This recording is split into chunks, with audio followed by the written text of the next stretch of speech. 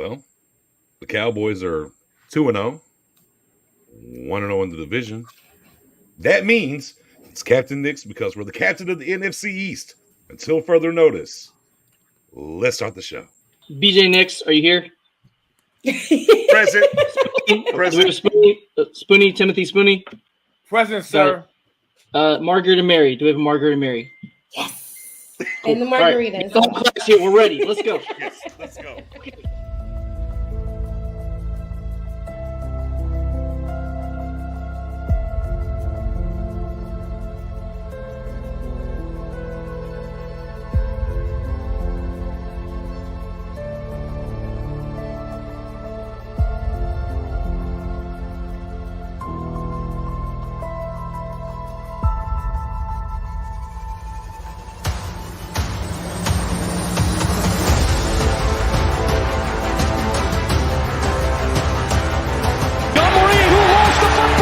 And the Cowboys have it. It's Parsons on top of it.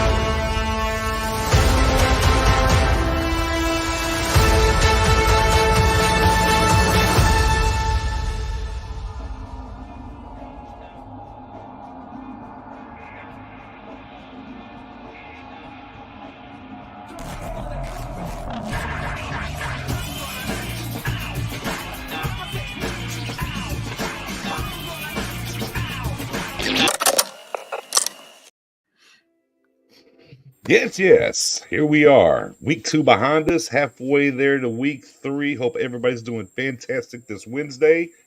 And, I'm just kind of looking around here to all of my compadres, and there's been an uptick here in the clarity in some of these lighting movements and what's going on. I was a little Yellow Friday looking much better. I don't know if O's ever been this clean looking as he's looking right now. Mary's over here. She's still got the nice thing coming from the side. Look at Dom got some books behind him, letting you know what time it is. I mean, of course, Spoonie's always just bright and shiny and everything else. But hey, man, if you look good, you play good, right? All play good, you win. I don't know. Whatever Dion said. Whatever Dion said is where it's at. Hope everybody's doing fantastic in the chat. Once again, Rich Gang in the building. What's going on, all y'all? How's the thumb? We progressing forward here into a week as we're halfway into week 3. Yeah, so I thought I was doing better, and then yesterday at practice, one of the little 8-year-olds threw a rocket at me. I wasn't expecting it, and tried to catch it. I have some mobility. I don't know if you can see. Look at that. Look at that mobility. So trying to catch this thing on is not easy. So I'm mostly just Odell Beckhaming it out there. As many one-handers as I can. But he just said, "Coach Matt," and I turned around and he got me right in the thumb. So I don't think it's doing better. Probably not going to be a go this week, but maybe I might be ready to play against the Patriots. Definitely while I'll suit up against the 49ers. Good for it. Dom, how we doing in this Wednesday, brother? He did. Facts. I am telling you guys, I'm doing so great, but I got a problem. I do have one problem. Okay. Because of how good our team is playing, my head done got even bigger. I can't fit nothing. This is a fat head hat. Uh-huh. And this is how fat my head is. But man, that defense playing lights out, offense playing efficiently. So I'm doing great. 10-4. Spoonie, got that iPhone 15 upgrade pre-ordered, ready to rock. Yes, sir. Yes, look, navy blue iPhone 15. Navy blue. Why? Because Cowboys are navy blue. I got the iPhone Pro Max. Why? The big phone? Because the Cowboys are big right now. I mean, you got to just go with the flow, with the whole motion, and it just feels so damn good, don't it? Man. Hey, yeah. Waiting for mine to touchdown as well. Same. Also with navy blue and juice, Moon. I had the white. Interesting enough, I've had the 11, and thank God, like as long as you had the 11 and up, you can still trade it and get the credit, right? So That's it. I barely made it. A perfect time for me to upgrade from the 11 to the 15. IGN shout out 9, gave it a 9 out of 10. Said the biggest or the most compelling upgrade for iPhone in a long time since the 11. So I'm right on time here, and you are as well too. Yes, sir. And of course, Mariella down here bottom. How are we doing this Wednesday, ma'am? I'm great. Yeah, my head is getting big too, Dom. I mean, it's already big, but it's getting a little bigger. I was at the home opener on Sunday. Shout out to Matthew Lennox. We went to tailgate. We went to the game. We had a good time. So, yeah, I'm ready. Yeah, I mean that game. I mean that game on deck. It had to be a good time.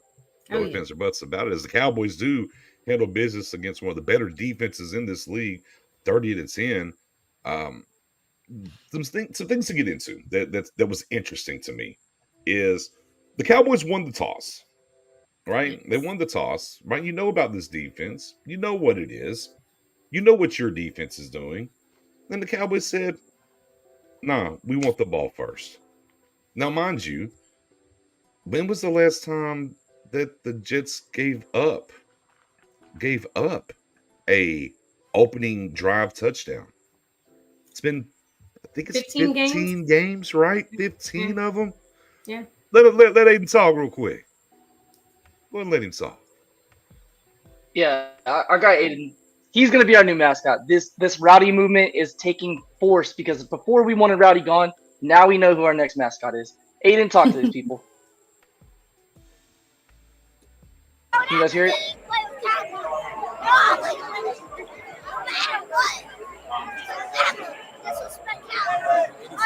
Exactly what this happened.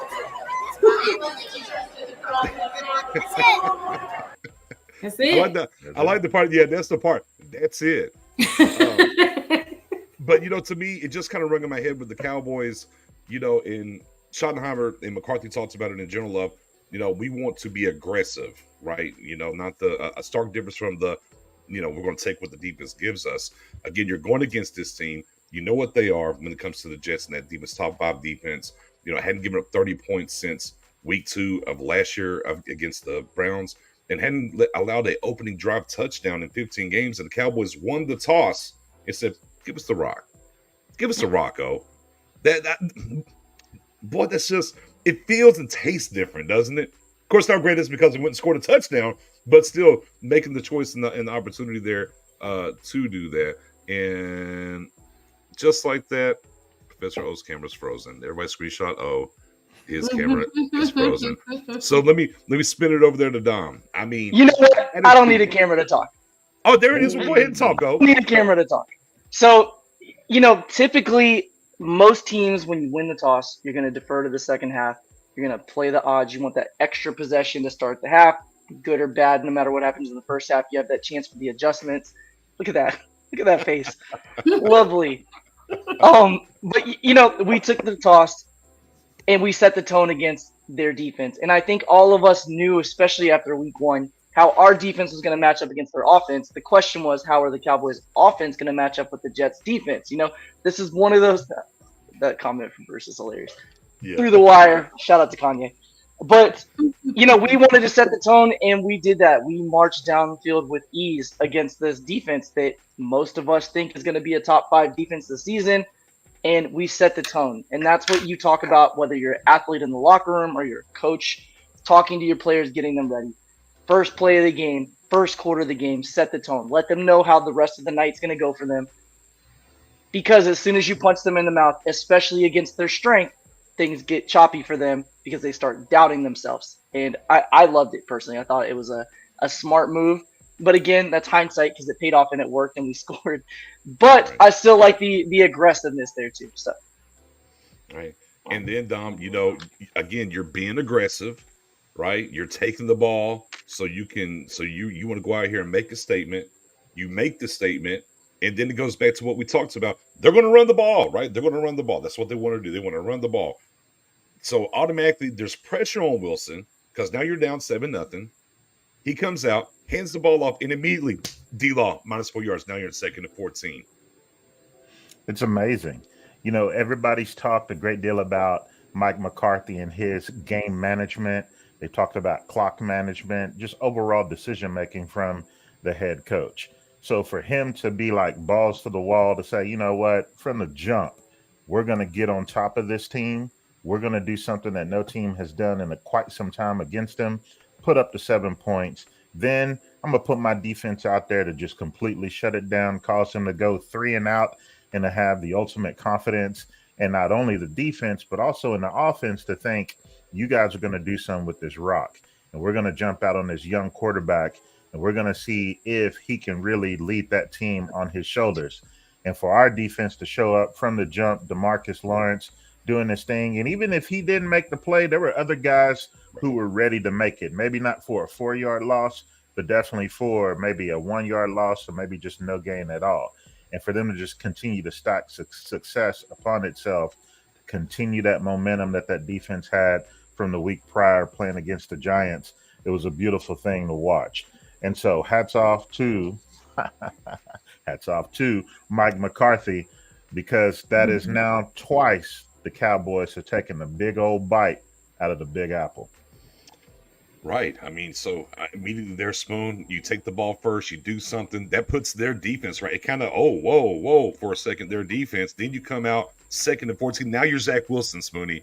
2nd and 14, you're down 7. Oh, wait, it wasn't supposed to be like this. I mean, just pressing the button, Spoon. Listen, you know, the one great thing about this game, and this is something that we all wanted a couple of years ago. Mike McCarthy left that 49ers game to play the first matchup about being aggressive, being bullies. We bullied the shit out of them the minute the game started. Let's be honest. We took that soul and we said it's ours. We was Shang Tsung from Mortal Kombat. We said it's my soul. This is mine. We attacked that defense like nothing. We didn't have Brandon Cook there, and we understand what Cook's on the field. He helps us do a lot of different things on offense. We didn't have that. So for us to be aggressive on their defense, it put a lot of pressure on Zach Wilson to come off the game plan. The game plan was run the ball. We shut that down hard. Mm-hmm. And at the end of the day, when the ball's down to a BJ, I tell you this right now, we could have been more dominant if we wanted to. We just played the game. We just took what was given to us, just got some points off it, put it in the defense hands. Defense came and dominated, and that was it. I love McCarthy had that approach, but the one thing we did was we took the game plan out there off their hands, and we saw it. There was a tweet right after the game from Brees Hall. We didn't run it enough, all types of stuff. So we did that. And at the end of the day, now it's sinking in. The people are understanding we're for real. And to all you New York Jets fans out there watching the show, we apologize because of that whipping we put on y'all. The tickets went down. The tickets went down. The tickets went down from $300 to $100. Right. Over level. Just putting that out Fair there. enough. So Just putting it out there. That's all you can do. Tell the people. You know, and Mary, obviously, you know, we talked about going against this defense, obviously what they were on all three levels, you know, Friday night. But this is a nice preview of what this offense can do against a Niners defense because they run the same scheme, the same guy there. And boy, Mike McCarthy flying colors here, what he was able to do against the Niners defense that's, you know, given us problems the past 2 years. Yeah, no, I'll go with back to what you were saying about us starting off on offense, you know, being there. And I'm like, oh, we get to choose. And when they said, oh, we're going to receive, I was so puzzled. I was like, what? I was like, did I hear that right? Like, I was genuinely confused. And still, like, even throughout the game, it didn't really register in my head. But then, you know, obviously after getting out of the craziness of all of it, thinking, it makes complete sense. You know, they wanted to, you know, control the narrative about what our offense could do against a defense like this. And they wanted to set the tone early. You get up 7 and a guy like Zach Wilson, bless his heart, they're going to start panicking. And that's really what they did is they panicked very quickly, very early on. And, you know, all of our defense, they could smell the blood. They could smell the blood in the water. They were just ready to feast after that. So I think it was a good move.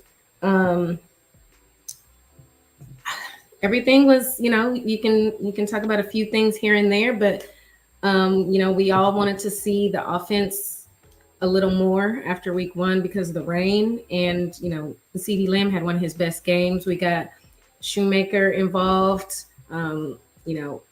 We got some of the RBs involved. Yeah. So, and we still haven't seen it all yet. That's the crazy part. So we've done what we've done against a top defense. I don't know if they're going to be considered top anymore. We know how things change once the Cowboys play people. But did change what they did against Buffalo, Mary, right? Yeah. You saw what Buffalo did against the Raiders. So, I mean, and look, I ain't trying to hear nothing. We know what that defense is, and the Cowboys handle business, so they can move all the goalposts they want to, but we know the drill when it comes to this Jets defense. Yeah, and, like I said, I think this should be very encouraging to Cowboys fans because this is still just the beginning. There's a lot of guys we haven't even got going yet. There's more for us to see on this offense. And so far, Dak still looks very commanding, very decisive. He ran for a first down.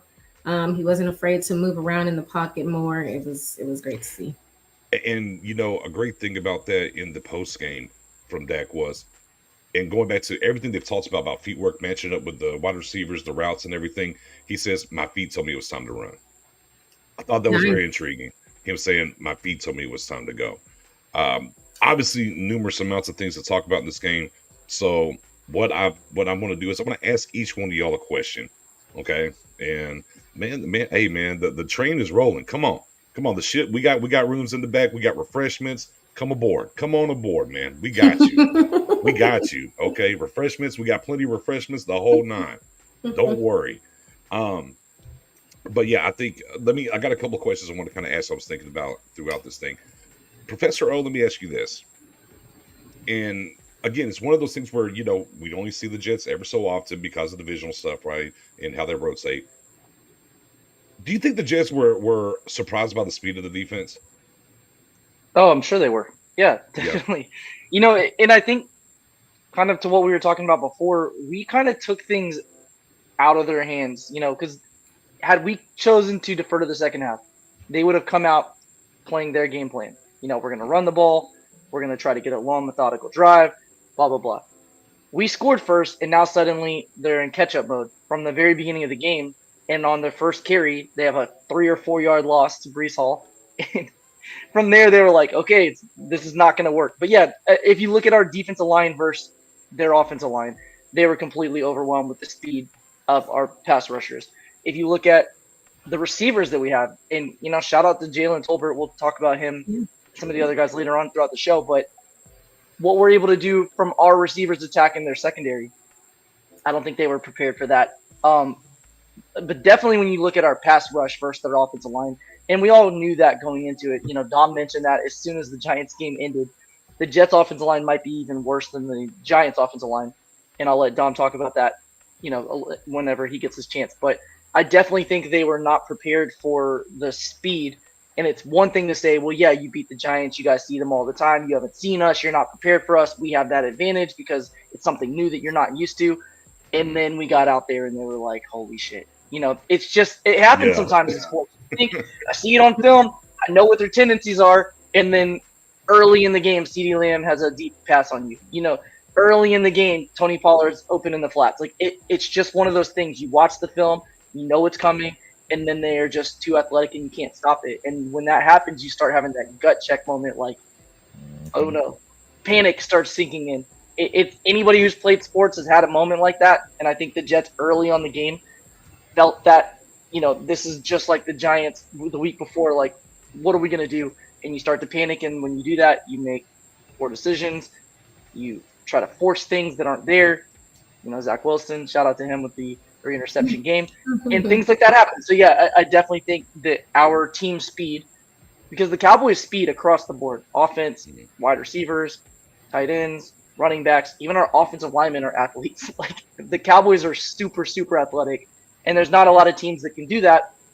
So when you see it all come at you at once, it doesn't look like just a Micah Parsons is a one lion out there. It's like an entire pack of lions coming for you, and that's a scary proposition for offenses. So yes, I think our team speed overwhelming. To that point, I have a quick question. I wasn't sure if I was remembering this correctly. When Lamb fumbled the ball and Biotish recovered it, wasn't Lamb already so far up the field? Oh yeah. So Super like awesome. Biotish, There was no reason. like There was no reason for Chad lineman, Biotish to be in there. like that's crazy. That's. And that's one of those moments when they're all together for the meeting, before they go into their specific spots, position groups. They're going to show that. They're going to show the rest of the team Biotish hustling downfield, and there he is making a play. Which he, in all intents and purposes, if he wasn't there, it's like, okay. I mean, you're not really mad about him not being down there, but Tyler was down there hoofing it, and then boom, here's the ball. I'm right here on it. And look, Tyler tried to get up and score, by the way. Yeah, he so did. Like, I don't think they touched me. It's my time to shine. I'm like, go ahead, fella. He said, I saw Micah do this against the Bears last year. I don't think nobody touched it. Let me get up real quick with this thing and see if I can do something. Yeah, I mean, absolutely. Shout out to Tyler Biotish, because way downfield, you're right, Mary, and out there hustling. And look, if he doesn't, the Jets easily recover that. Yeah. Easily recover that in that moment. Dom, I'll let you expound before I got a question for you. I'll let you expound on O's point there, talking about the speed of the Cowboys front that maybe they wasn't prepared for the Jets line. One thing that they were prepared for was our outside looping type of edge pressure. And by the second quarter, I think I even tweeted out at that time, if the Cowboys defensive ends will use an inside move, it's going to work, because they were overcommitting to the outside. And sure enough, it was like 3 plays later, Micah does an inside move, boom, got the sack. It was a beautiful thing. Or it was a pressure at that time. And so they started to work that inside. The other thing that I thought that they did that really wasn't so wise on the flip side, as far as their offensive line is concerned, is, well, their defensive line against our offensive line. Quinnen Williams, instead of just letting him fight in the booth, they did a lot of playing him in like a 4 technique, stretching him out. And I think they were trying to do some speed to power type rush with him, thinking he was going to be able to play bully ball. And each time our guys pretty much stood up and met him where they need to meet him. So hats off to our interior offensive line. And Tyron Smith, man, he ate lunch. Like, he kicked back, like, had him eliminate. It was nothing for him to block their edge rushers. Now, Terrence had a little bit of issues. He allowed, I think, 3 pressures it was during the game. We saw the one play where he just completely got blew up. But thankfully, Dak Prescott was able to get the ball out of his hands pretty quickly. So overall, on both sides, the trenches, we won the trench game. And it was a key for us because we knew they had a great interior defensive line and some young pass rushers, but we were able to handle it. But I think we got to give our hats off to Dak Prescott, because the few times they were able to get loose, he got the thing out pretty quick. Okay. All right. Well, that's the speed there. All right. Let me now I'll circle back. I'm going to circle back to your question in a second, Dom. Spoonie, my question for you. Are you surprised 25 carries for Tony Pollard? Yes. I'm surprised because how during the offseason, and we could go back to the last season with the Bears game, the game that Zeke missed, he only had 16 carries. There was a notion out there that he can't go no more than 16 or 17 carries. He went a little bit more. And I was like, wow. And we see Mike McCarthy emphasis on it. He said, listen, we believe in Pollard. We know he can get those type of amount of carries that we asked him to, and still play in a high level, which he did. He had some good run. There was only, I think, 1 or 2 plays where it was like it was a 3rd and 1. And, again, we know if Zeke is here, he'll get those first downs. And they came and they tried Dowdle at the same time. But, again, just to see that he can carry the 25 carries a game if we need him to, it was definitely refreshing. So I am surprised because, again, there was a thing out there that he couldn't, and he did. So. Okay. And, another thing, too, just to the 25 carries, plus he gets 7 catches, totals 109 yards, so 32 total touches. Time and time again, we've seen games where the Cowboys will get into the run game and just go away from it at times. Right. Not naming no former coordinators' names, guys. I'm not doing none of that. And what they just like, no, this is the plan. It's cool. We're going to stick with it. Yeah, 25 for 72. But it still hits my over. I did say it'd be over 70, so I was okay there. But yeah, the fact that they were just able to stick with, understand this is the game plan for this game, and it was all about just, hey, we're staying ahead of the sticks just enough. All right, it's 3 here, cool. We're going to throw it for 3 there, cool. Now we're looking at 3rd and 4, manageable situations, and they just consistently did that and understood that. And I was again 25 because I think they could have spread them out, Spoony. The fact he got 25, I was like, ooh, if you call it, he'll holler. That's what Tony P said, and he definitely was loaded up on him. All right, Mary, question for you. All right, question for you. Is it time to no longer worry about the kicker? It was perfect. And outside of the very first extra point, he's been perfect. 55-yarder down the pipes could have been good from 60. Are you comfortable now, Mary, with this kicker? I will say that I'm much more comfortable than I have been in a long time.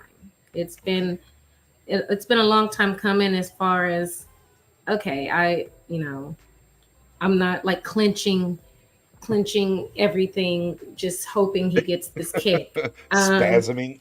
I will say that, it's, I think, I'm not sure if this is true or not. Obviously, I've never been an NFL kicker, but I think it's definitely easier in a much low pressure situation where your team is dominating and you just kicking the easy ones. I'd be interested to see how he does under more pressure.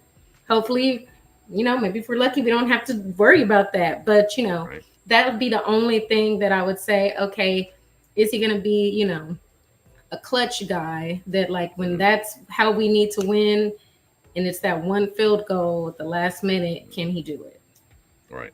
Again, showed the leg, 55 yards. Also, give him credit, kicking it out of the back of the end zone, no returns going. So you're cautiously optimistic about Mr. Brandon Arbery now. Yes. Okay. I'll spin the block here. Where are you at on your meter now of being okay at kicker? Where's the meter at? It's a fun topic, especially with the way that training camp went, because myself included, and a lot of us were panicking about the kicker, like, go get a vet kicker. All I wanted them to do was stop kicking JV high school field goals at training camp. I was like, stop kicking 31 and 32-yard field goals.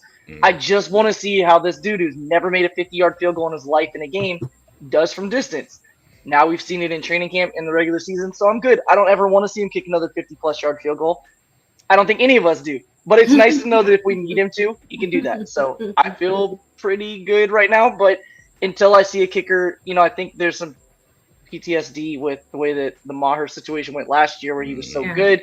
And then at the end of the year, we started panic mode, nuclear alarm sirens, all that stuff was going off. Like, we were all like, oh my God, what's happening? Can't unravel now. So I don't want to jinx it. He's a young kicker. Right now, he's doing his job. I have no reason to not be happy with him. So far, so good. All right. I mean, Dom, I guess are you good? So he just misses one. Where you at, Dom? 2 games in now with Brandon Arbery. He missed his very first extra point attempt. Yeah. And we've come to find out, I think Nick Eatman was the one that put it out, that really that was an equipment manager issue where he kicked with the wrong ball. Because there's some that are practice balls and then some that, your actual game. And so that would happen for the young guy on his very first extra point attempt. But I'm pretty confident in what I've been able to see. And I go back to what Bones said back in camp about the competition this camp compared to last year. And then we saw how well our kicker did last year until he got the yips. But this year, he seems to be doing well, Aubrey. So, yeah, I'm confident in him, and he seems to be going into the same trend as what we've been able to do with kickers. In the past, we didn't get guys coming straight out of college with, touted as the best kicker, but then they develop into consistent, solid kickers for us. So hopefully we continue that trend with Brandon Arbery. All right, and wrap us up here, Spoon, on the kicker. Where are you at now with Mr. Arbery? How you feeling? You got to unmute though, or we won't be able to hear you. Understand this: you have to unmute. Excuse me. I was one of the ones who was very against it all in the beginning. So before I could approve of it, I got to apologize. I have to apologize first to Mr. Aubrey. He's been very solid. He's, in my opinion, the best kicker in the league today. He makes it look easy with the big kicks. So, but again, we did have something similar like this last season until playoff time. So I will say this. If I may, I'll take it week by week. As of right now. Wait. Did Spoonie just say he was going to take something week by week? Pause. Spoonie is going to be tempered and take something. Mary, did you just hear that, Spoon? I did hear it. Yes. Okay. Go ahead, Spoon. He's turning over a new leaf in front of our eyes right now. I wonder if my tears of joy. Go ahead, Spoon. Go right ahead. I'm gonna take this one week by week. Again, I agree with Ms. Mary as far as I want to see a moment where he's carrying us. I want to see a moment that we need him to make that kick for us to win this game. Do I have the police Spoonie, I love you, but I never want to see a moment where he carries us. I don't want to see that. I know what you mean to say is you want to see a moment where it's all in the line, a high stakes moment, and he makes. I'm calling the police on Spoon right now. You don't want him carrying us. I'm calling the police on Spoon right now. Defensive offense is too good to let him carry us. Right. You know what? I can't take it. Hell yeah! This man's the ball. We hit. We took the best kicker from another football league. We all did agree. He's kicking field goal. He's the best kicker. He got me. You got me. We don't need to search for another kicker. Y'all stay home. We got our kicker, Mr. Aubrey. There you go. I was trying. He tried real hard. I was going to call the police on that. I don't know. Now I hit the lights. I don't know what's going on. To Spoonie's point, though, our defense has been so good this year. There it is. He could carry us. We just need 2 field goals, and we'll win with the way that our defense has been going. We're giving up 5 points a game this season. So 10-4. All right, and now the final question, Dom. And I don't know if you caught the other ones, Eddie. I'm looking at Eddie over here, Professor O.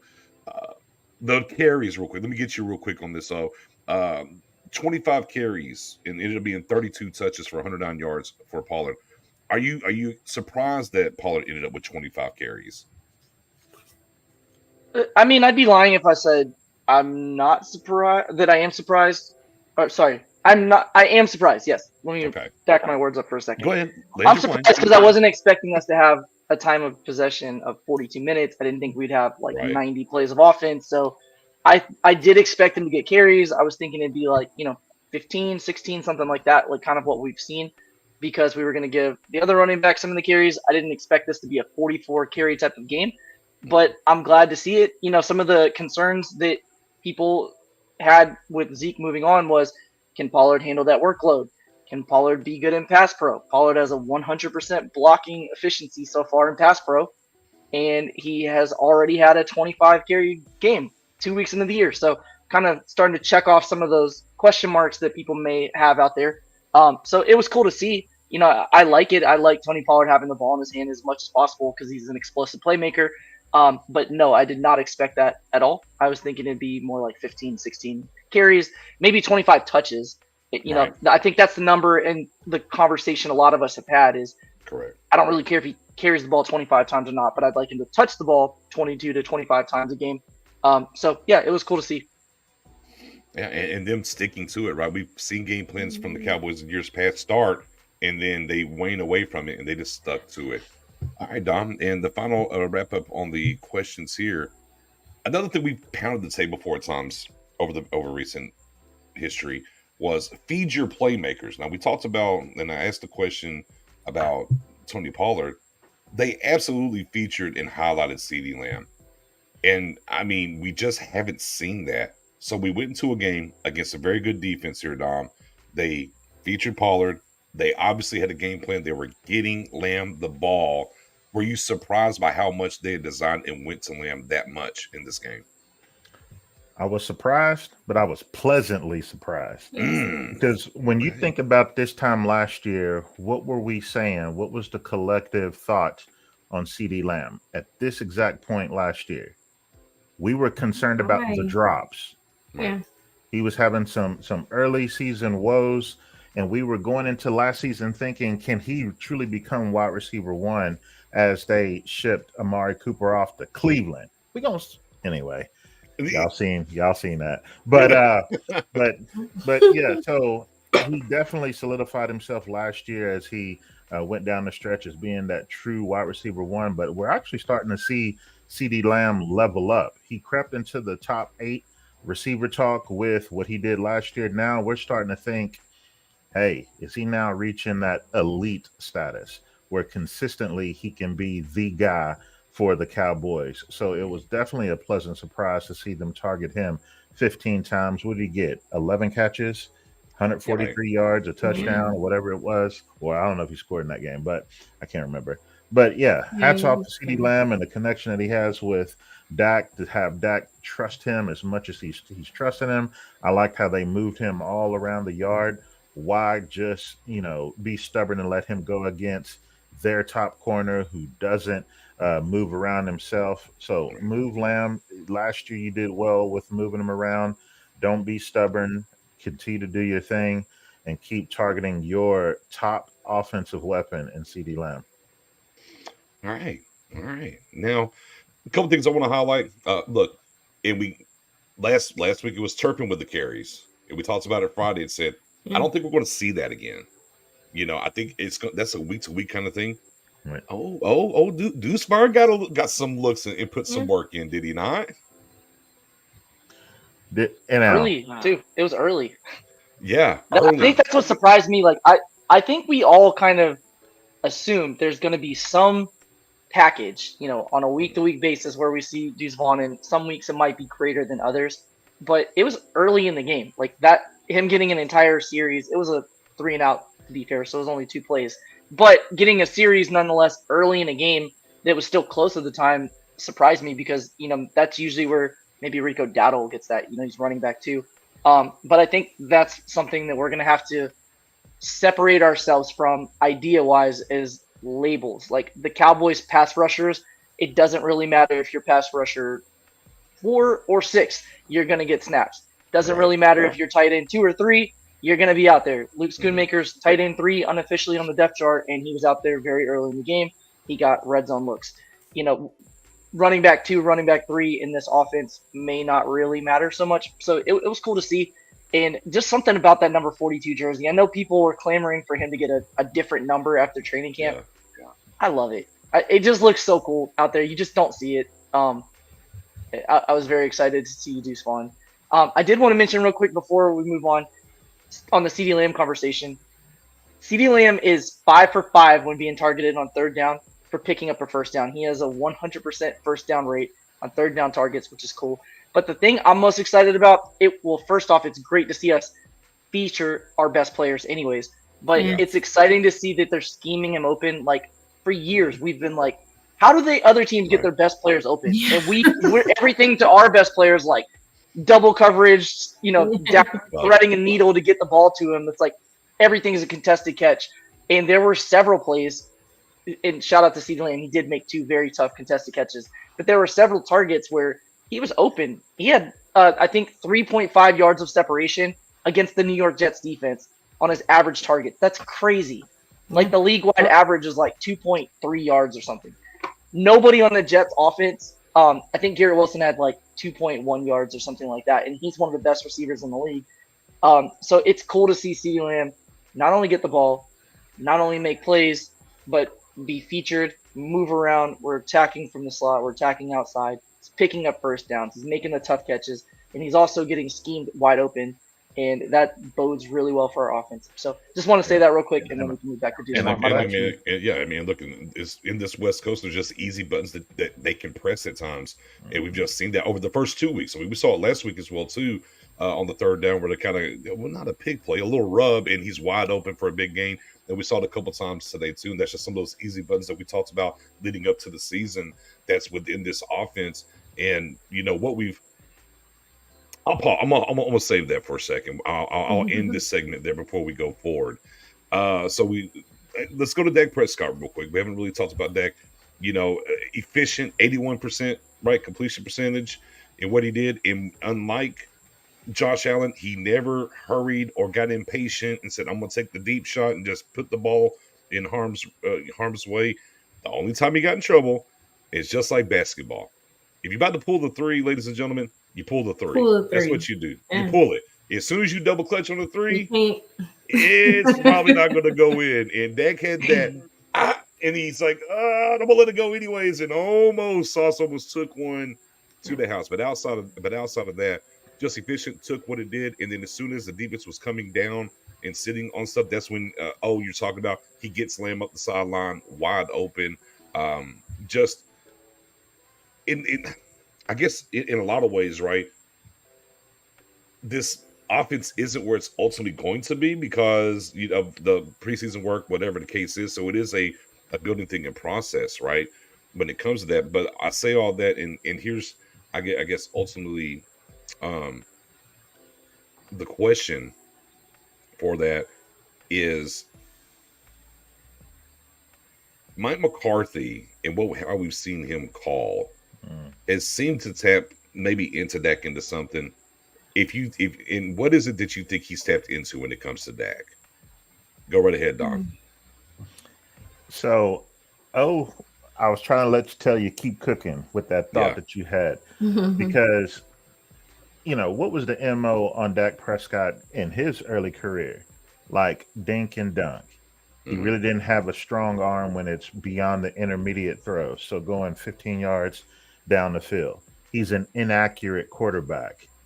And honestly, that was all false. Shouts out to the guys at Next Gen Stats, because by 2017, and then for a 2.5-year stretch, Dak Prescott was actually the number one quarterback in tight window throws.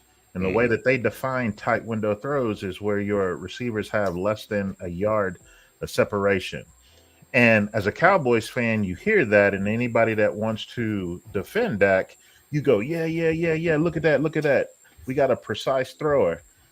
But then on the flip side, it's like, well, damn, can't nobody get separation. And finally, midway in the season in 2019, you're able to bring in Amari Cooper, or 2018, you're able to bring in Cooper to do his thing. And you start to see a guy who can finally run precise routes, who can get open, who's dynamic in that realm of receiving. And so things started to change where now Dak has been able to be a little bit more bold. He's taking those risks. But then we hear the words about, well, now the receivers are excited because they're actually running routes. They know what the plays are going to be. They know where they need to be on the field because of what McCarthy has brought to this offense. So I think the whole timing aspect of those receivers knowing their exact routes is really helping Dak be able to get the ball out faster, because he also know where those guys are going to be. And then for offensive line up front, if I can get my guy to be back there for at least 3 seconds, we're going to have great success, because he's going to get that thing out of there even faster than that. So I think the fact that they got better receivers who are running more efficient routes, that's helping with the overall timing with Dak getting the ball out of his hands. So you think what he's tapped in the Dak is release time then? Like put it there. Get it out. Release time. Get it okay. out. Spoony, what is Mike McCarthy over the first 2 weeks that we're seeing with this offense? What do you think he's tapped into when it comes to Dak? I'll say patience. I can say patience. Okay. He's very patient. You can see where in the past before he could be maybe hesitant, stuff like that. In this particular game with this type of defense, he was just patient all over the field. Even, when he almost threw an interception, he hesitated at one time. He didn't let it phase him. He went right back to it, completed it. And, when you have the guys like, say, Tolbert, who, Tolbert's first year playing into the system, getting some playing time, and when you see Turpin, the same thing, getting some playing time offensively, not just special teams, and you're seeing that he's having patience with these guys running the also develop, and he doesn't have a problem coming with the ball. So again, a top defense. You saw the patience and you saw the delivery. I loved it all. Loved Okay. it all. All right. Mary, what do you think Mike McCarthy's tapped into when it comes to Dak so far early in this season? I mean, I felt like a lot of times last season that, you know, whether you want to attribute it to the quality of wide receivers or to the play calling, that Dak wasn't trusting where the ball was going. Mm-hmm. And I think I felt like that was very obvious last season. And now I feel like it's much more decisive and not overthinking. And he knows where they're going to be, and they're going to be where they're supposed to be. And he's not worried about, you know, is this going to get jumped, or do they know where I'm going? It's just, I know my guy's going to be there. I know he's going to be open. Boom. And it's to the next, as opposed to some of the things we've seen in the past where it felt like there was hesitation and a lack of trust in what was going on at the time. Got him to believe in the system, trust the system. Yeah. Trust it and where it's at, and maybe where he had some issues. All right, what do you think McCarthy's tapped into here with Dak early on? Well, it's one thing we've actually seen it for a few years, but I want to give Mike McCarthy credit for it, is the quickness of our play calling, allowing the offense to get up to the line with 20 seconds, not have to rush, be able to diagnose the defense. Dak's one of the best pre-snap read quarterbacks in the NFL, and you're giving him 20 seconds or so on average to read the defense.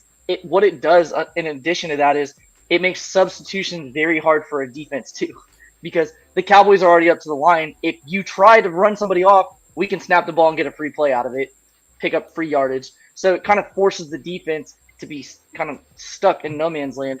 And to be fair, we did see it kind of the last 2 seasons, but really that's the Mike McCarthy influence. That's something that I think, you know, because with Romo, I know that lots of times I would get frustrated because I'm like, we're snapping the ball with like 1 or 2 seconds left. It's allowing the defensive line to time the snap. What are you doing? Yeah. It was like constant panic mode. Like, are we going to get the snap off? And if you do, the defense can time the snap. So when you allow the offense to get things in that quickly, especially with a cerebral quarterback like Dak, it makes life a lot easier. There's not stress and chaos. You have plenty of time to diagnose. You have plenty of time to adjust, audible, whatever you need to do. People mention footwork, and I think that's a great one too. But for me, it's that quickness of the play calling. I think that just really, really complements what Dak's able to do from a pre-snap read in terms of diagnosing what the defense is in and being able to adjust accordingly. Yeah, I think for me, and it's similar to a little bit of kind of what all of you are saying a little bit too, especially what you're talking about there, with the time to get out there. I think it's tapping to the intelligence side of Dak and understanding, like Eddie said it right through training camp. It's your huddle. Hey, here's the call, but if you want to change the terminology within it, as long as you know what you need to get done, that's fine. We want you to take command, get out of the huddle, see it. If you need to change it, right? What do you say? I don't want to be some guru play caller. I need Hall of Fame top quarterbacks to take command of the huddle and and go out there and handle their business. And I think that challenges Dak in the right way. We know that he's a very high IQ guy when it comes to that and those reads. And I heard Jeff Saturday talk about this earlier this week, and obviously the former center from the Indianapolis Colts for Peyton Manning, played with Manning for like 7-8 years. And he was like, watching Dak reminded him a lot of their offense in the way of watching when he was playing with Peyton Manning, getting up there quicker, watching him make the decisions, do those things. And I think it goes back to a thing that I talked about a lot in the spaces and somewhat on here was Dak's always been a leader, but there's a difference between being a leader and being an empowered leader. And I think McCarthy has empowered him in the ways of going into his intelligence and getting this thing rocking in his wheelhouse and what he does. So, yeah, it's very nice to see thus far. And at no point in time in the last 2 weeks, and great, sure, it's easy to say, well, I mean, look at the final score. But guess what? Yeah, it was 18-10 at one point. The Cowboys needed an answer, right? They go down and get a touchdown. But even when those things happen, like right there in the gut site, it never felt rushed. It never feels panicked on the offense. Like the flow is very much the flow, no matter what is happening, because we got somewhere to get and somewhere to be, and you never feel the anxiety almost. Going back to what O said and Mary, we were just whenever Rome was coming out 2 seconds, or even times like that was the change up for Kellen Moore last year was, it's sputtering. Let's go quick and no huddle. They're not no huddling for the most part. They're just getting the calls in and out quick. And that was the thing. At times you feel like the anxiety of the offense on the field, and that seems to be completely removed early on. We'll see how things go, obviously. But I thought it's give McCarthy some kudos here and how things have worked, and just us showing like, here's Pollard getting featured against a really good defense, 25 carries. We wouldn't expect that. They actually fed Lamb and did those things, and what that means for Dak and how they're doing it against, again, a really damn good defense. So it's just interesting to watch this kind of unfold. And are y'all buy or sellers here? I got a buy or sell question for y'all. Has this offense changed 30 to 35% or more in your opinion? Are you buying 30 to 35%? Are you selling? Are you under over? How about that? 35%. Are you taking the over or the under on this change, Joe? Oh, over. I mean, even like, I'll be really quick on this topic because this is something we could have spent like a 25-minute segment on. It's all true. of us. The short version of it is not just the route philosophies. Like that's the easy thing when we're talking about the West Coast influence. The run game philosophies. Like I don't see a lot of semblance at all to our offense last year. Like the usage of fullback, moving people around pre-snap consistently. Like there's a lot of different. If it was just 30%. You could say, that's a new wrinkle. I haven't seen that before. Or that's different. I haven't seen that before. Like mirror routes are gone. Option routes are gone. And that was a significant portion of just our passing game. And that's not even touching the running game. So it's way, way over 30%. Dom, they're definitely buying. I guess we're all buying the over then.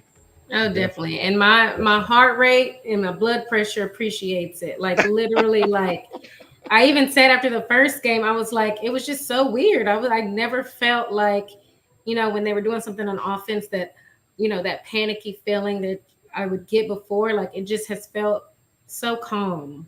So calm. So like even just that slight difference, I'm like, we're moving the ball and this feels good, even outside of looking at everything else. All right. Now it ain't all sunshine and rainbows. Go ahead, though. Sorry, I just want to say one last thing. I thought about it when you were talking, Nix, about the McCarthy influence. I feel like at times we're not being fair to Dak and McCarthy for what they're doing. When we mentioned the West Coast philosophy, mesh routes and things like that, not every quarterback can run that. Like, I feel like people talk about it in a way that, like, it's creating players get separation. Go ahead and cook. No, because there is something to that. Let me get the solo. Cook on that, though. I thought I was going to freeze the cameras. Yeah, so it's one of those things when you talk about mesh concepts and you have those shallow crossers and, wheel routes off of it and things like that. It sounds like it's just like an easy cheat code. And if that was the case, every team would do that. Right. And there's a reason you don't do that, and that's because it's a timing-based system. Your quarterback has to see it or anticipate it and let it go. There's a lot of quarterbacks. There's one in our division who happens to play for the New York Giants who would not throw it until he knows it's open. Like Daniel Jones would not just pull the trigger and anticipate the crosser's about to get open. He wouldn't just trust the running back's about to turn his head. You have to be able to do that in the West Coast. So I just want to be fair that when and nobody in the chat saying this and nobody in the show saying this, but I hear people a lot. Well, it's the West Coast and it creates all the separation. That's true, but not everybody can run the West Coast offense efficiently. Not everyone's going to have a 71% completion rate. So kudos to Dak and the receivers and Mike McCarthy and Schottenheimer for making this all work. But I just wanted to talk about that really quick. No, you're fine, because your quarterback has to be accurate in this. Right. You have to be accurate. Look at the for instance, we've seen it two different times. We saw it one time in the red zone against the Giants, in that way he threaded between three people and put it on him, and then you saw it against the Jets, starting on your own 2-yard line. And they're going to run it. Nope. Here comes CD on the slant, and diagnosis gets it in there, turns it to a big play. If you're too far to the left of that ball, too far to the right, or a hitch later, it's going to be a pick six. So you have to be accurate with the timing and within the scheme at times. Go right ahead, Dom. Yeah, and back in the offseason, late in the offseason, our friends over at Speak that tend to bring Dak up all the time.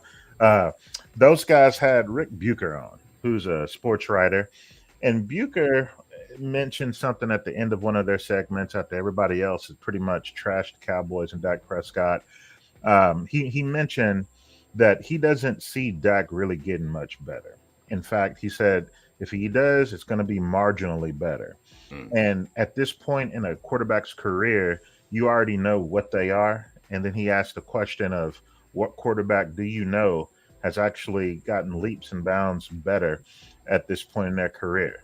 And I'm like, man, down every elite quarterback Yeah. that we know at this point in their career has actually gotten better from the time they were 29 to 30 years old. Some got even better when they were 33, 34 years old. So the fact that people out there were putting out the fact that Dallas wouldn't get any better, Dak can't improve upon his game, that was all poppycock. So the thing that I'm seeing out of him and McCarthy and that relationship is that efficiency is the word. Mm. And it was funny that Bucher actually used. He could get more efficient, but by leaps and bounds, well, we're actually starting to see leaps and bounds where we're taking care of the rock. If we don't need to be risky, then we don't have to be risky. Lean on that defense, and it's okay. And so all the fans out there that's trying to, step up and defend Dak and with the whole dink and dunk thing, who cares? Who really cares? All we care about is wins. And eventually, all we care about are wins in the playoffs. So hats off to McCarthy, what he's doing with Dak from footwork, bringing in a philosophy that he needs. But we know that Dak is a sharp, sharp quarterback. And Professor O hit it on the head when he brought up the word cerebral. And that's exactly what he is. And at this point in a quarterback's career, this is where they level up because they've seen it all. And we're this close from heel turn Dak. We're this close to heel turn Dak. Because in case y'all didn't catch the old question after the game, Yes. Was asked about the interceptions, and he was like, they said last year was like, well, yeah, but what about the year? It's the first time, last year you didn't go back to back games without throwing an interception. And the Dak was very quick with it. What about the year before that? And the year Or the year before that? that. Yeah. And then what was the term he used? Candidly. I'm over these questions. I'm like, slowly but surely, we're going to see the heel turn from Dak, and I'm here for it. I'm here for it. As my guy Wedge said on Twitter, everyone's about to mess around and find out that Captain America is actually working for Hydra.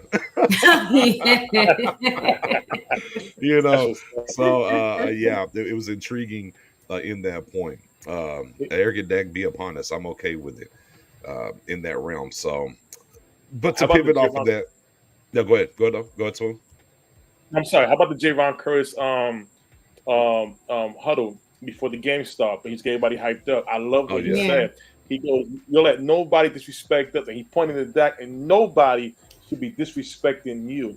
So I remember a couple of shows ago, Dom had came out and said that wait a couple of weeks, you're gonna start seeing the media trying to separate the team where he needs it's more of the defense and less of that X, Y, and Z.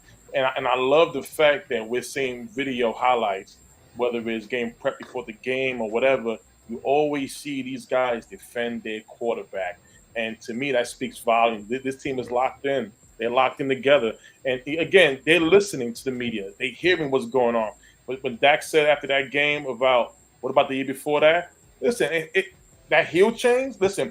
We all know what happened when Hulk Hogan turned NWO a long time ago. When we was all kids, say your prayers, eat your vitamins, Hulkamania, right? Well, here's the thing. Dak Prescott may have the same impact of that heel turn that changes the whole world's thoughts on him. And guess what? I'm here for it. He needs to. Okay. Because we could talk all night. I'm gonna get to two things, then we'll get to the game balls and get out of here. It's coming up on the hour. Shout out to everybody in the building for being here. Make sure you hit the like button for us. Not everything was great though. All right, let's talk about some red zone efficiency. Okay, let's talk red zone efficiency. He got down there. He didn't get it in. He missed. Ferguson back corner.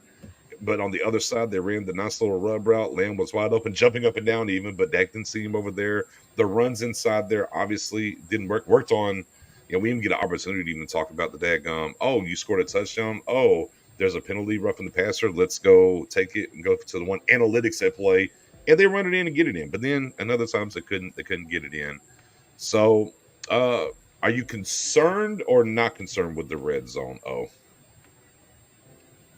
It's too early for me to be concerned with it yet. Okay. I mean, obviously, you want to be better than 2 for 6, I think is what it was in the red zone. But the week before, we were pretty solid in the red zone. So, I'm not worried about it too much. It's one thing if you can't find the coachable moments there. If you're like, nothing we're doing in the red zone is working. We're trying to do like hook and ladders on the 5-yard line. Shout out to Kellen Moore, like crazy stuff like that.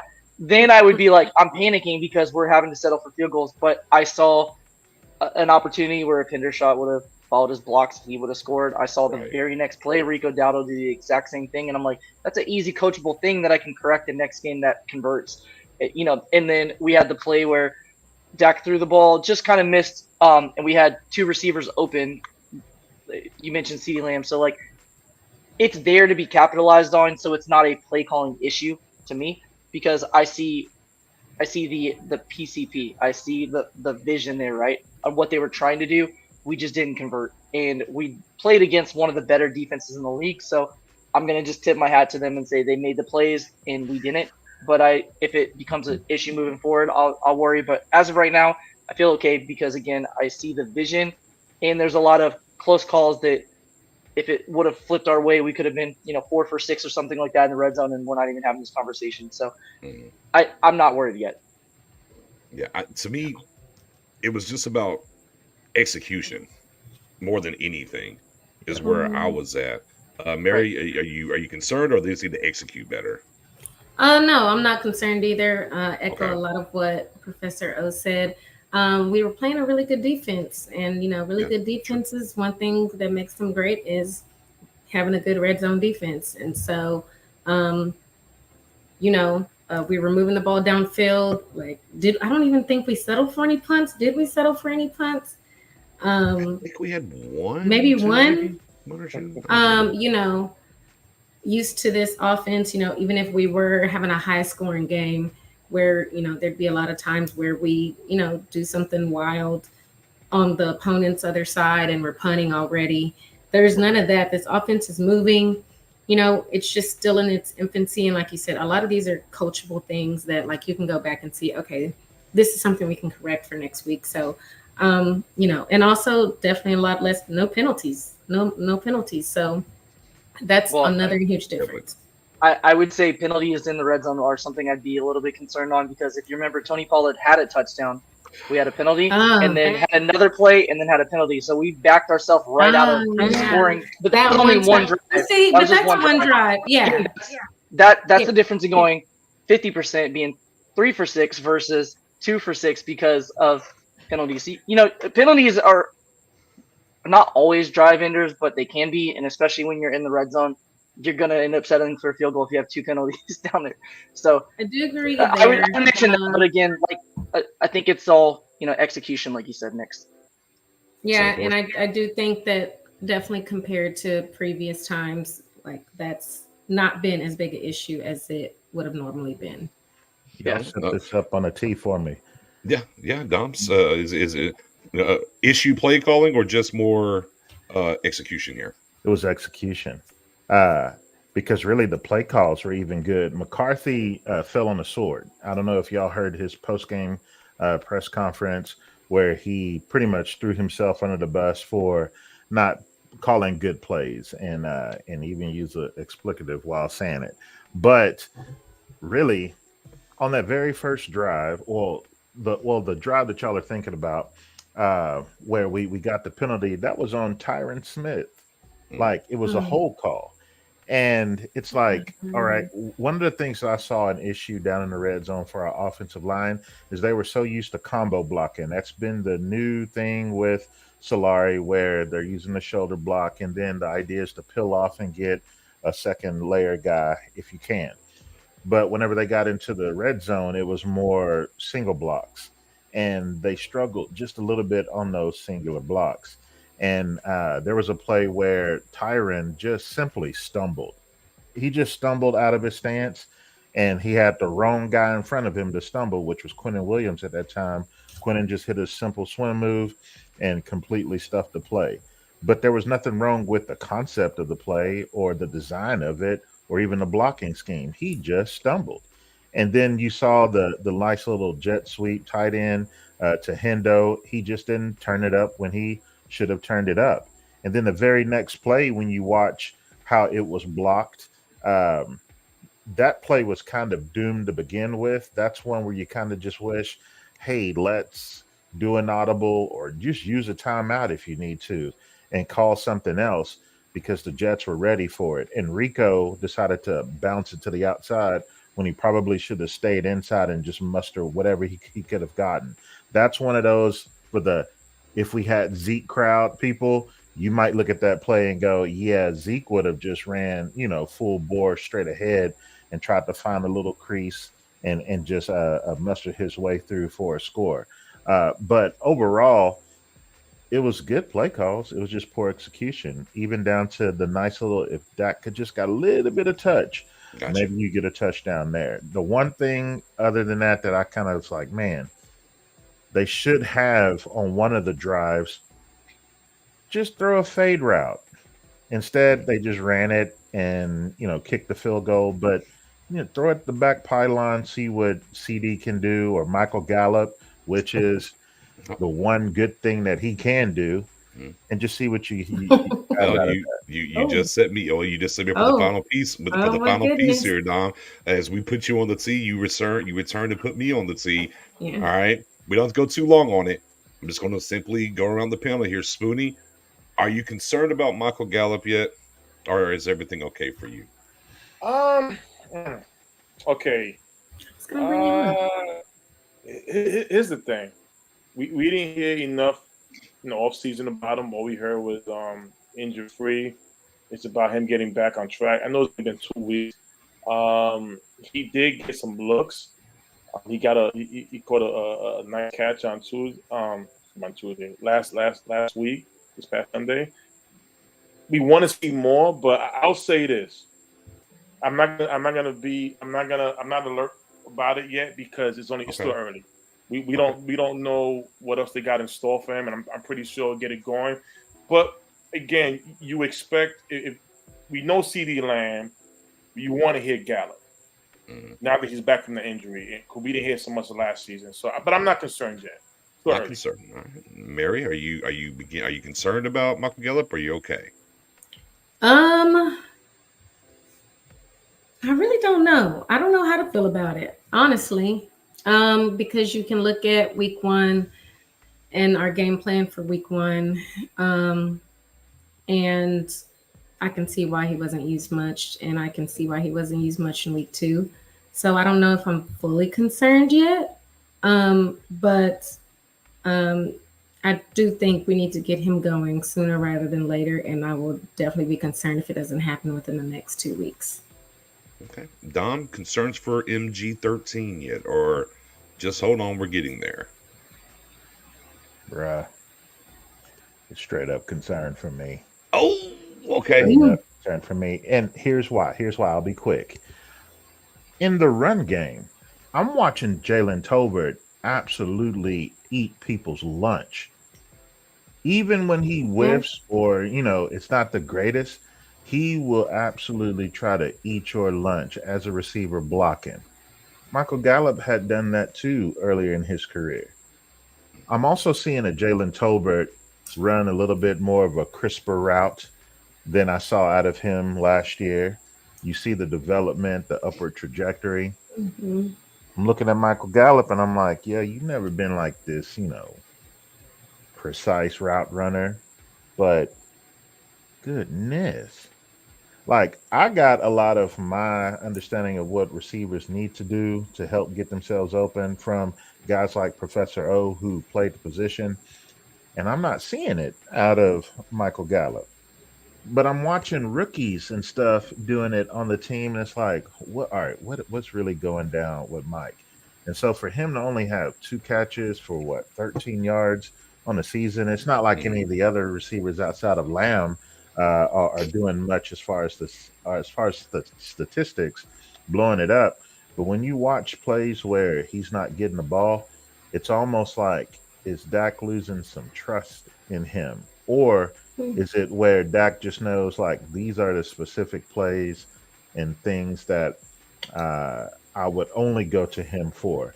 Because it seemed like he's got a nice little connection going with Tolbert. They brought up in the press conference, Schottenheimer even mentioned it about a trust factor with Tolbert. We already know what they have in Lamb. You know that Cooks is the new toy who's got the speed, who can take the top off of everything. But man, where is Gallup in all of this? You think he's a big play, tightrope guy, but we just haven't seen it yet. So to me, this is like a 2-alarm fire right now. Okay, not 5-alarm, but 2-alarm. 2. Okay, 2-alarm. Well, let's get over to our wide receiver aficionado, Professor O. Concerns for Michael Gallup yet? So after the Sunday game against the Jets, I was concerned. But since then, I've kind of calmed down because I'm level setting myself. I think the issue with Michael Gallup is the expectation that comes with the salary and being wide receiver 2-3, whatever you want to look at him in the offense. There's an implied you're going to be productive. I think like what you're talking about with the tight end room, where the tight end 2-3 doesn't really matter, and the running back room where running back 2-3 doesn't really matter in this offense. I think the exact same thing is going to go with Michael Gallup. I believe this year he'll have 2 or 3 games where he's a big impact guy, and that might be 60 yards and a touchdown or something like that. I don't think he's a wide receiver 2 in the NFL right now for the Cowboys or any team. I don't think he'll be a wide receiver 2 for us consistently, but I think occasionally he will be. When I look at Michael Gallup now and the way that he's running routes, and we were hoping to see that spring come back to a step, and he said that in offseason, coming into OTAs, that he felt like that was coming back. Maybe he's just not there yet. Maybe it's not there in him anymore. I don't know. I do think we can utilize him similar to the way that the Saints have used Michael Thomas. I think he can be slant god still. I think that's his role in this offense, and he can be jump ball guy. So I think there will be games where that is advantageous, and you do feed him. He gets 7 or 8 targets, but I'm not going to be surprised at all when the season ends if he has 550 or 600 yards and 4 touchdowns or something like that. And obviously, then the contract matters. But in the season, the contract is what it is. I do see how he can fit our offense and how he can help.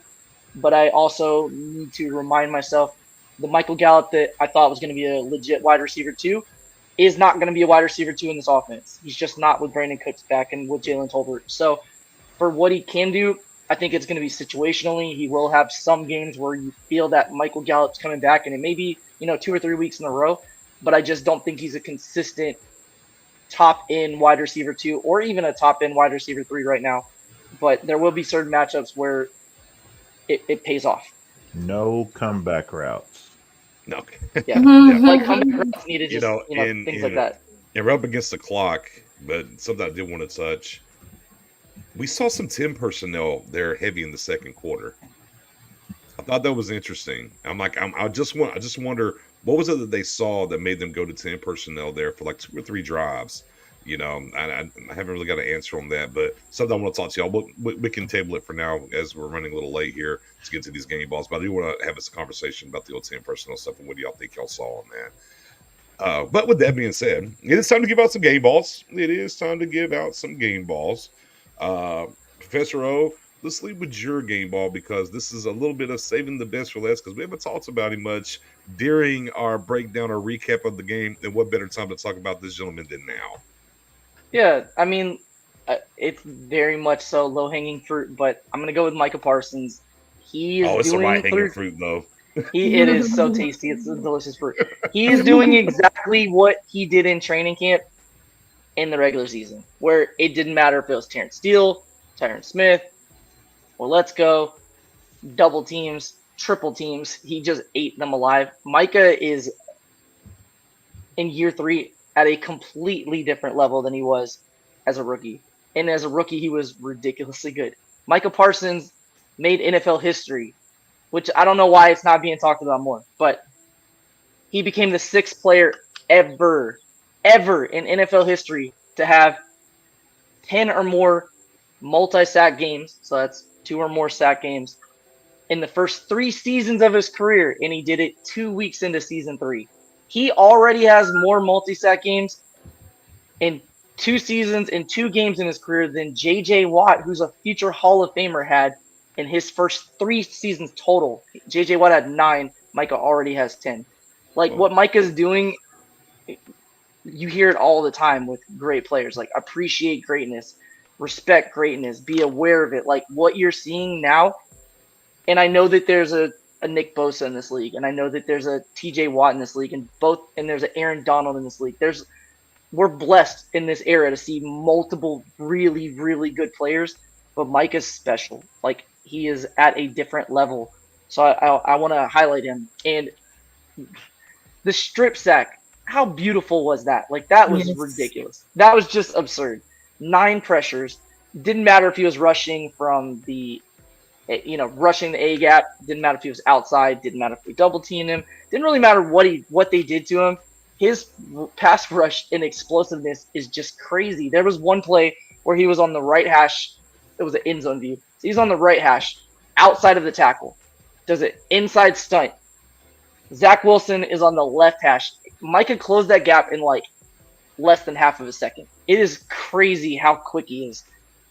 So for me, Micah is that guy. Like, there's a ton of guys on our defense that are really, really good, and you could pick a lot of them and they would be a great answer. But what Micah's doing so far, if he keeps this up for another 8 or 9 weeks, like, he's your defensive player of the year already. And that's 10 games the into the thing. season. Yeah, and that's the thing about Micah. I call it the old John Stockton effect, those assists. Because, look, 2 sacks, 4 tackles, 3 for loss. The strip on Dalvin Cook, who doesn't fumble the ball often, was insane. And they tried to run at him a couple of times with Dalvin Cook, obviously. He's in the A gap right there in doing his little thing. They tried to run Brees Hall, and they couldn't stop him. He tackles Brees Hall for a tackle for loss as well, too. And now we've seen over the first 2 weeks, Osa's walking through that door now. But some of that is because Micah's eating 2 guys coming down the lanes like, Osa, just do that one-on-one thing. You're good. And we're just seeing that effect of how he's getting his numbers, but he's also helping other guys get their numbers as well. And that's going from, you talk about a good to great. I'm not there with the generational, okay, but these are the things generational players do. And whenever it's not just about them going out there and impacting and getting their numbers, they're helping other guys get their numbers as well. And again, you look at the Cowboys' defense is brought to you by the number 5. They're giving up 5 points per game. They're averaging 5 sacks a game. They have 5 total interceptions. And a lot of that isn't just the numbers that Mike is putting into it. A lot of that is because of Mike and what he's doing, because Daniel Jones, when he throws the interception, who's chasing towards the out of bounds? Yeah. Michael and that's Parsons. exactly what happened to Zach Wilson. Yep. And whenever Curse gets the interception, what was happening? Micah's ass was right up, about to get him again. Zach's like, I ain't getting hit again, dog. And threw it, and then Curse gets the interception. So he's impacting it everywhere, not just across the line. He's impacting it for the secondary as well, too. And it's just been special watching him over the first. If he keeps this up, go ahead. I was just gonna say we have to acknowledge one thing too. There was one thing about Micah Parsons' game that's been missing. Incredible player. Everybody admits he's a top 10 player in the league. There was one thing missing. Does anybody know what that one thing it was? Dom, what was it? Are you talking about the stamina? No. Okay, not that. Never mind. Or the counter? Nope, not that either. Oh. Micah was missing his signature sack celebration, and he had I knew it was going to be something random. I knew it was all gonna great be pass rushers have it. All great pass rushers have it. DeMarcus Ware had one. James Harrison had one. All great pass rushers have their.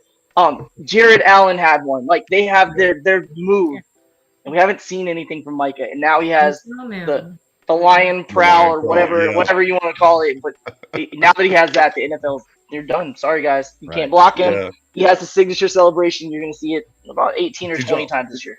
Did y'all catch him on the Pat McAfee show? And he was talking about how preseason, he was walking around growling, and what he was saying to Dak in the offense, like the rookies were kind of looking at him. He's like, "I'm a possessed line," and they're like, "And you really like that?" He goes, "Man, I ain't right," and he was laughing about it, but he just understood, like he gets it. That's the one thing always about him that's been intriguing is him understanding his nowness and where he needs to go to do, and we're seeing that influence not on just his numbers, but as we talked about a little bit earlier, everybody else's numbers and what that means and lifting it up around them. Man, that's crazy stuff right there from him. He became a character actor. He's that guy that it doesn't matter if you're shooting the scene or not. He's always in character. Micah's like growling at people and talking about buying his own pet lion. Like he's I would love to see Dak's face when he growls. I don't know what the next step is from here, but he's becoming an actual lion. Yeah, I don't either. Let me go over here. Dom, your player of the guy, your game ball. What's your game? Who you giving your game ball out to?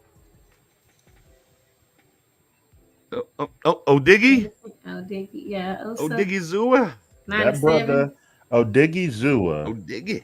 You know, so I was trying to look at next gen stats, pro football stats, like all the different places that give you all the nerd stats that I call it. And just looking at overall defenders, and you're looking at sacks, who's leading the league in sacks, who's leading the league in quarterback hits, pressures, all of that stuff. And they just clump all of the defensive linemen in together. So you got your edge rushers, some of those really outside linebackers who pretty much rush all the time, and your defensive tackles, they're all clumped together. And then I start to see, dang, Osa is top 10 in like all of these things amongst all pass rushers. So then when I just drop it and just look specifically at defensive tackles, then I come across and I see, man, Osa's number one in sacks in all of the league for defensive tackles. He's number one in quarterback hits. He's number one in pressure rate. Even when you stack him up against all edge rushers, he's second in that category. And then he's tied for second amongst defensive tackles in tackles for loss. So you're starting to see the year 3 peanut butter off season, had a couple of those. He was already a strong guy coming out of college. Everything's starting to click. So shouts out to Osa. You get the game ball for the week. And that one of Micah's sacks was actually generated by Osa, where Osa took both of the offensive linemen and allowed Micah to be able to loop in and do his thing. So those two working in tandem, you already knew Tank was the unquestioned leader, truly, Right. You know, the boisterous guy who still gets after it. But those two, Osa and Micah, now they're making all of the splash plays for the Cowboys. So that's my player of the week. Get the game ball. Yeah, game Osa, keep doing your thing. Man, I tell you what, it's kind of crazy. Like just thinking about it in real time as we're going through handing out these game balls, and we knew exactly what they want to do offensively. And if you take away the Zach Wilson runs there, like right there towards the end of the first half, what they have 11 carries, like 29 yards is what they ended up with, because they absolutely just said, no, y'all want to run the ball, we're not going to let you, you know, and boy, dictating. But they're going to run way. for 200 yards, according to Bart Scott on ours. Yeah. And run directly at Micah. outside. Run at Micah and get 200 yards. Yeah. A little short. Interesting stuff there. Spoony, go right ahead. Your game ball's going to who, my friend? Him. Oh, him. Him 88.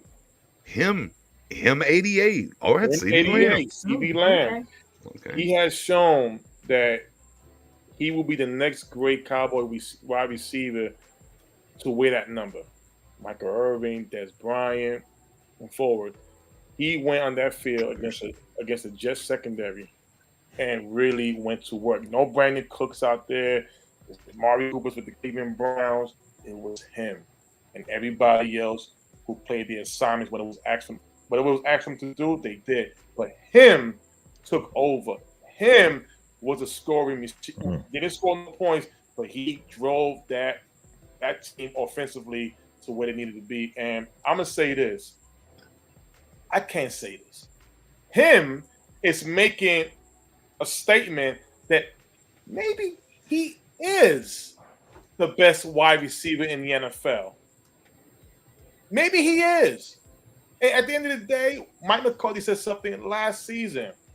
last season, he came out and said when he coached Jerry Rice as a coordinator a long time ago, we had plays for different special players.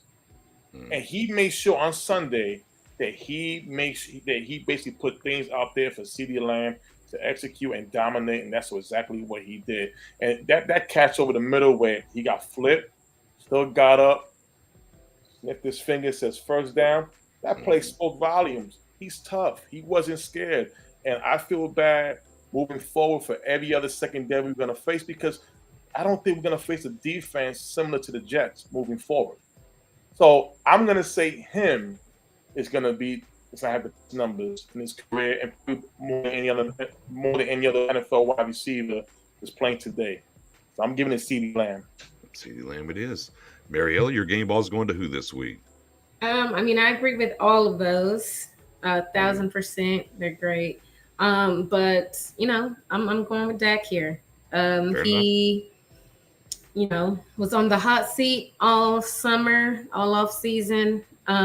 They talked for like a month about his interceptions in practice. You know, talked about how many he was going to throw when this season started. After we blow out the Giants, talked about how he didn't even do anything and it's all the defense. And then what is going to happen against this top Jets defense. And he went in there and he had full command of the offense. He never let up. He showed confidence. He stepped in, made some great throws, and put us in great situations to score and to win the game. So I got to give it to him. 10-4. All right. Well, my game ball, we talked about it a little bit earlier. I mean, look, special teams do matter. And my guy went out here, Brandon Arbery. Yes, my guy. Yes, claiming my guy now. I told y'all preseason what he was going to do. I don't know why y'all tripping. No, I'm joking. My man's out here, perfect from field goals. Nails a 55-yarder. Could have been good from 60-62. And just out here killed it. Obviously, in a time where we go 2-6 in the red zone against that defense, make sure to make all those kicks count, matter. And but a little bit of and I know you sent me a little something. I mean, if he makes 3 field goals this week, right? That's the most through 3 weeks to start a career, if I'm not mistaken. Tying a former Cowboys great. Was it Richie Cunningham, right? Yeah. Yeah. Yep. Nice. So, but. Yeah, man, game ball to the kicker and what he did. And, you know, a little tip of the cap here from the captain saying, I'm sorry, sir, I was not familiar with your game. My bad. Sorry, sir. It's just where it was at and what's going on. So, yeah, that's game balls for this week. Obviously, you know, we got the Cardinals coming up next week, and we'll kind of talk about that later on, as always. So, with that being said, man, this one a little long. Sorry, everybody. A little hour and a half skis. Appreciate everybody rocking with us. It's been strong. Final word on the way out. Stargang Beauty, a.k.a. Mariella, a.k.a. Spicy Margaritas.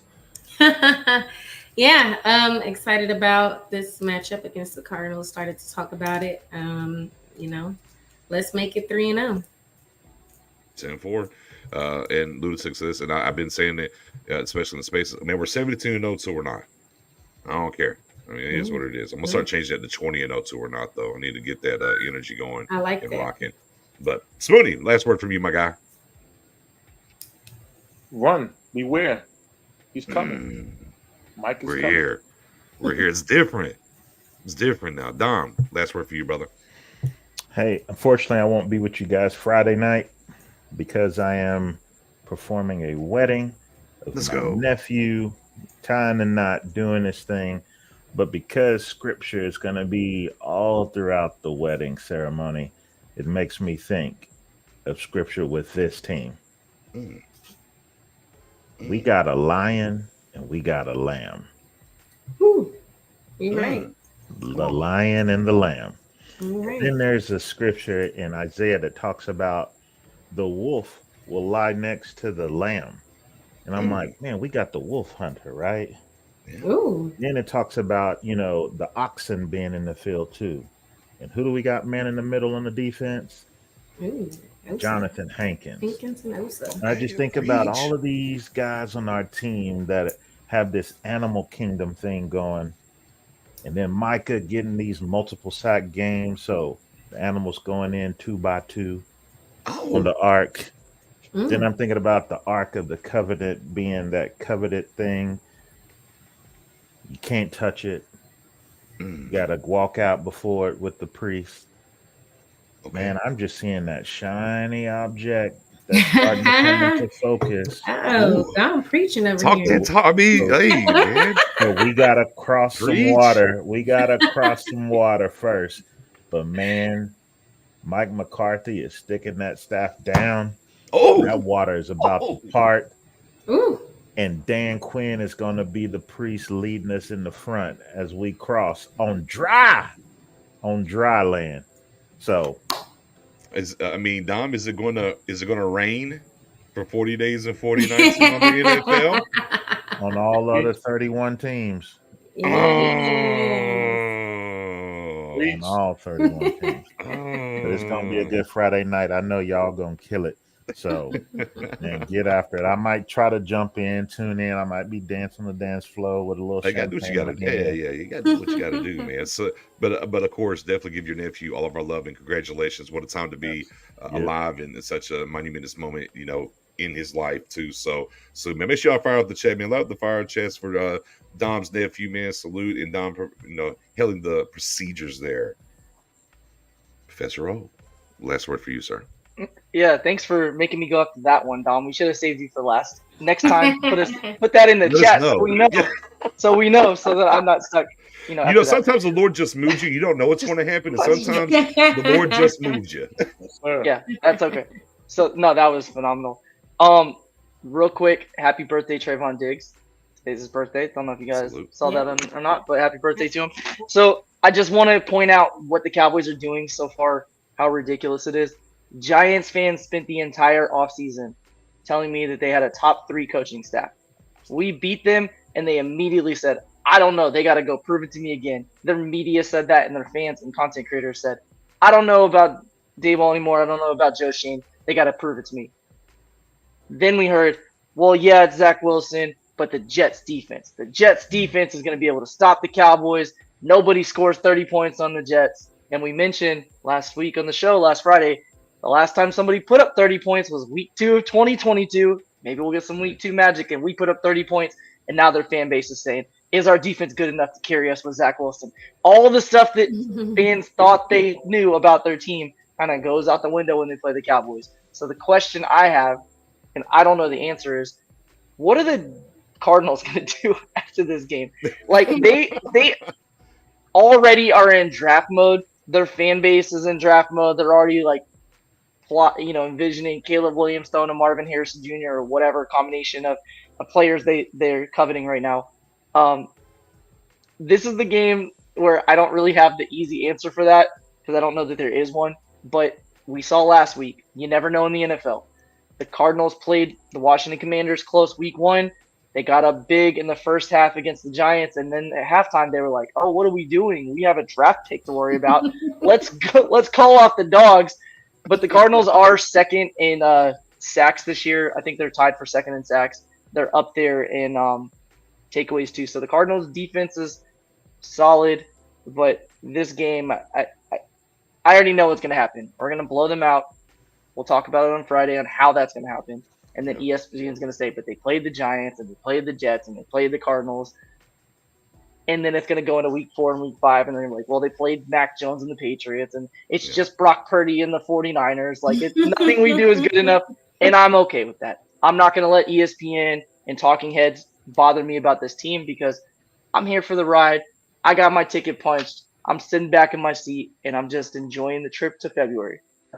Big fact. Well said. And this team is different. They also said, well, you saw what the Jets did to Josh Allen. Dak ain't got a chance. Yeah, well, we saw what happened there. But I've been pounding it since week 1, man. This team's just different. That trap. I'm seeing a lot of people, Arizona trap game. It's not a trap game. This team's built different. The leadership's different. The things that are happening are different. Yeah. Trap games happen when you have coaching staffs that don't get you prepared. Right. And I don't think that's the situation here whatsoever. Mm-hmm. With that being said, we'll put a bow on it, ladies and gentlemen. Enjoy the rest of your week. Check back in with us on Friday. I'll tell you what. I know I haven't done a space all week. Y'all got me for an hour. I'll run a space out after here. I saw a couple of comments, so I'll get a space rocking here in a few minutes. So with that being said, we'll put it to a close. And as always, go Cowboys, and no matter what,